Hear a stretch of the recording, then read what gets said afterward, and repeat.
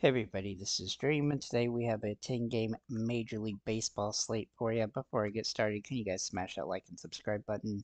So we actually just got an injury update. Javier for Houston is out. It'll be Hunter Brown instead, so just keep that in mind. With that said, let's get into our pitching here. This slate does feature 10 games, so it's a deep slate. We also have some games that have high scoring totals, like Houston, Washington, LA Angels, Cincinnati, Baltimore, Kansas City. We do have a couple low games like the White Sox and Philly and Oakland and Cleveland. So to keep that in mind here.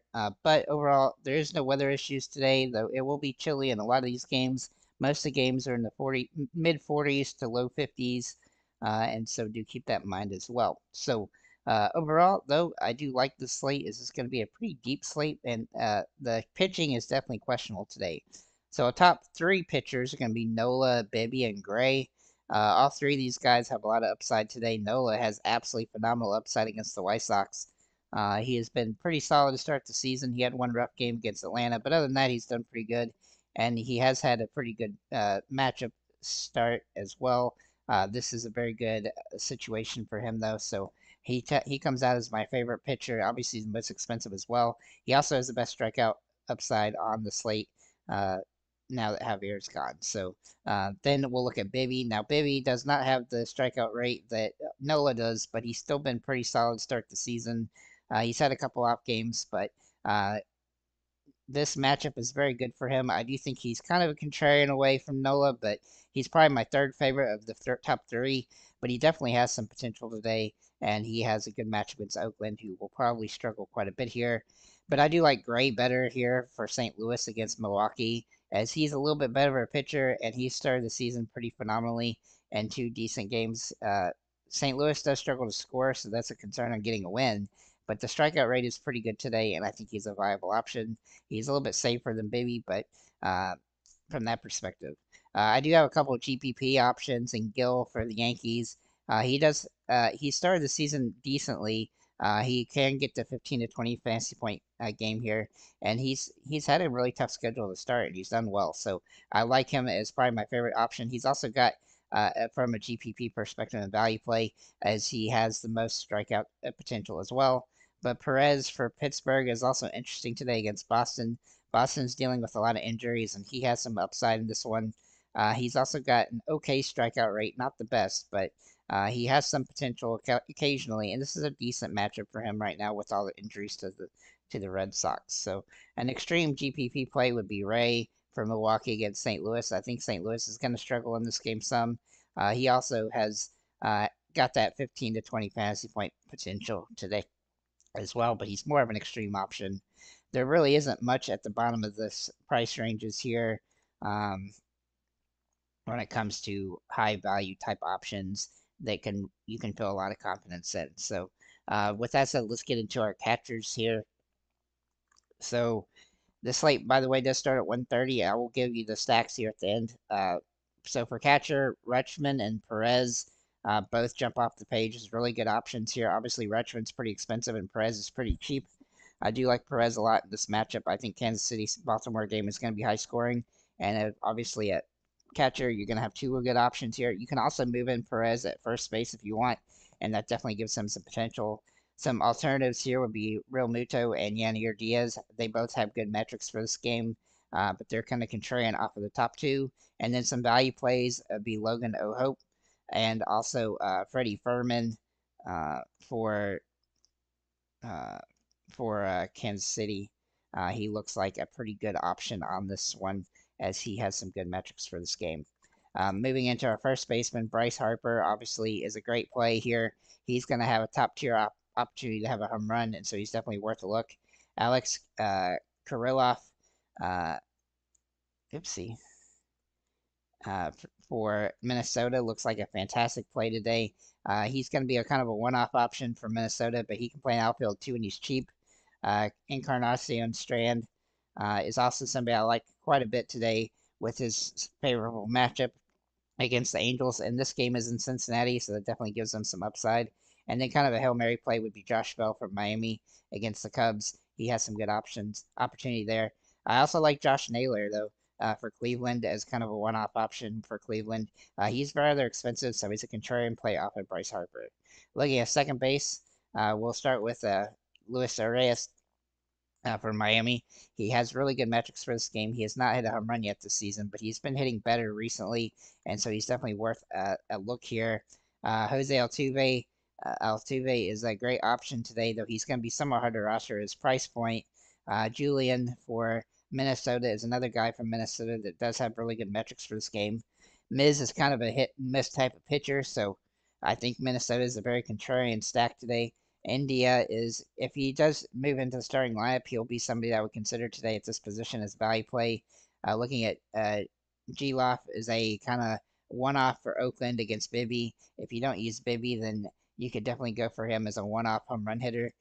For Horner for the Cubs, he's going to be very popular today with his decent price, and he's got a very favorable matchup here against Miami. Torres is a good price range play here as well, in the similar situation as Nico, as he's got good price and he's a viable option.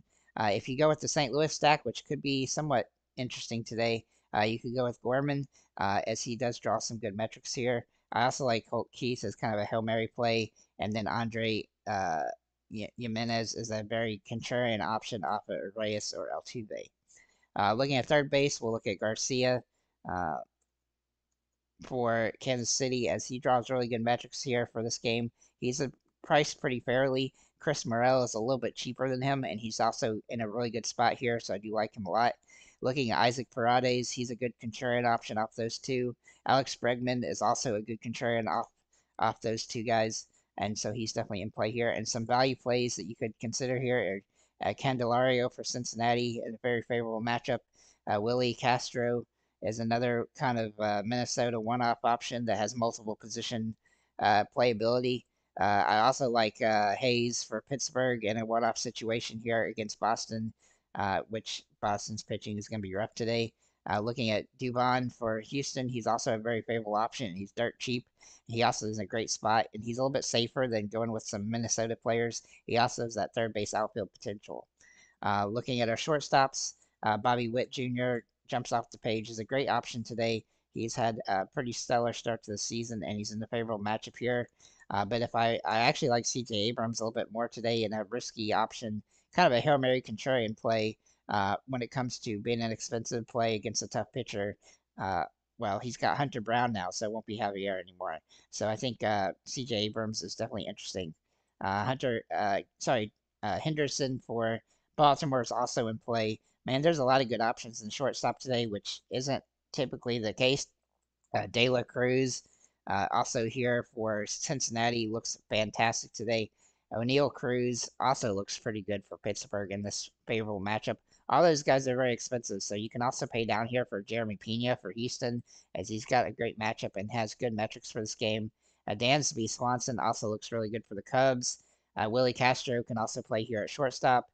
Caballero for Tampa Bay is somewhat of a contrarian play today as a Hail Mary option, and then so is Hampson for Kansas City, who can also play in the outfield. Maybe the outfielders, we're going to look at Jazz Chisholm Jr. here from Miami. He's a top overall option. He looks like a great play today. He's very close to being a core play for me, but there's just too many good options. Soto, Alvarez, Kyle Tucker, all top options today. A contrarian option will be Aaron Judge and Mike Trout, and then Kyle Schwarber, who has a very boomer bust home run potential, all three of those guys. Looking at the other value plays here, we do like a Jake Fraley a lot for Cincinnati. He's priced a little high, but he's in a good spot there. Will Benson looks like a great option today for Cincinnati. He's also cheap and helps pay off other positions. Kirilloff is available here in the outfield as well. Blanco for Kansas City looks like a very solid, cheap play that can help you pay off for other positions and help you pay for expensive pitchers. Then we'll look at Riley Green for Detroit. He looks like an interesting spot today. I also like Kerry Carpenter. If you want to go with the two-person Detroit stack, Green and Carpenter really make a lot of sense. Jack Sawinski for Pittsburgh. He tends to be a guy that I like in certain situations, and this is one of them, so he's definitely somebody that I'm going to consider today. Byron Buxton, Cedric Mullins, Chase McCormick, Brendan Donovan, and Lars Nootbaar all have some potential today as kind of contrarian value plays. And then two alternatives would be Brian Reynolds and Taylor Ward at the position. So let's go ahead and look at our stacks here. I'm sorry if I'm going fast. I'm just trying to get it out since the time this slate starts is pretty soon.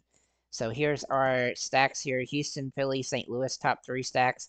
But Kansas City, LA Angels, Cincinnati, and Baltimore all have a lot of stackability today. Um, the righties get a boost in Houston and Philly. The lefties get a boost in St. Louis. The lefties get a boost. There's a lot of guys to pick from in Kansas City. I think there's half their lineup is really good today. For the Angels, there's not a lot to like. Honestly, I'd probably make a two or three player stack here at the most.